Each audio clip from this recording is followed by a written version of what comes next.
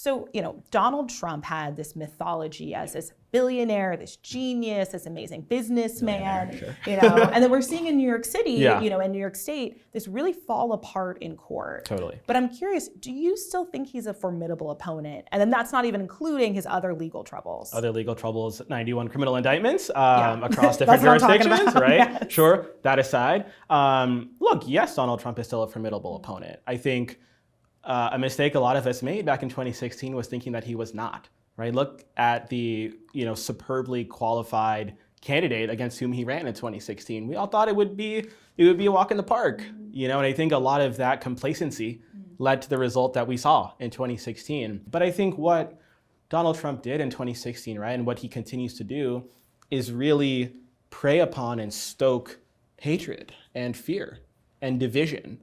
And, we can't sit here and just say that all of that has suddenly evaporated, right, or has sort of been swept under the rug. A lot of those feelings are still out there, right? And so, again, I think that, every American's going to have to make the choice for themselves. And I could go on at length as to why I think that is an easy choice, but we have to recognize that our democracy is hanging on by a thread. Yeah, and before we even get into the general, I do want to ask you about the primary. Totally. Because we have his, biggest, arguably one of the biggest trials, the federal January 6th trial is bumping up right against Super Tuesday. For sure.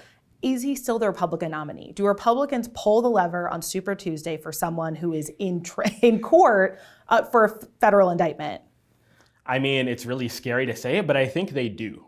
I don't have a crystal ball, right? I do not know what's going to happen in the future, but if I had to give you what I think is going to happen, I think the polls are very clear that many Republicans are willing to look past, the legal battles that the former president, is facing right now. And I want to pull us into 2023 because we're still, I know in politics we're always like 2 years out, 3 years out, 4 years out. But I want to talk about the upcoming races. For sure. I've had, the opportunity to interview some of these candidates, but I'm also curious, what races are you watching? In Louisiana, the incumbent governor, John Bel Edwards, who's a little bit more moderate as a Democrat, he is term limited. So, right, he won't be, on the ballot this fall. I think the primary is actually coming up in a few days. They have sort of a jungle primary.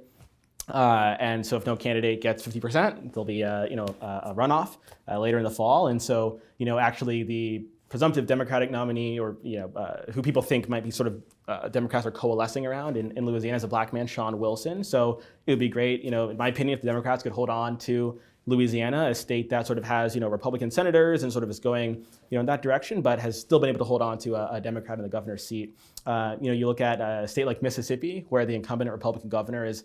To me, we talk about closing rural hospitals, not expanding Medicaid, all these terrible things that are having deadly consequences for his constituents. I think the presumptive Democratic nominee, a relative of Elvis Presley, you may have heard of him, Brandon Presley, will likely be the nominee. And so hopefully sort of the name brand there might carry him over the edge. And then you look at in Kentucky, where Governor Andy Beshear, incredibly popular, even among some Republicans, actually.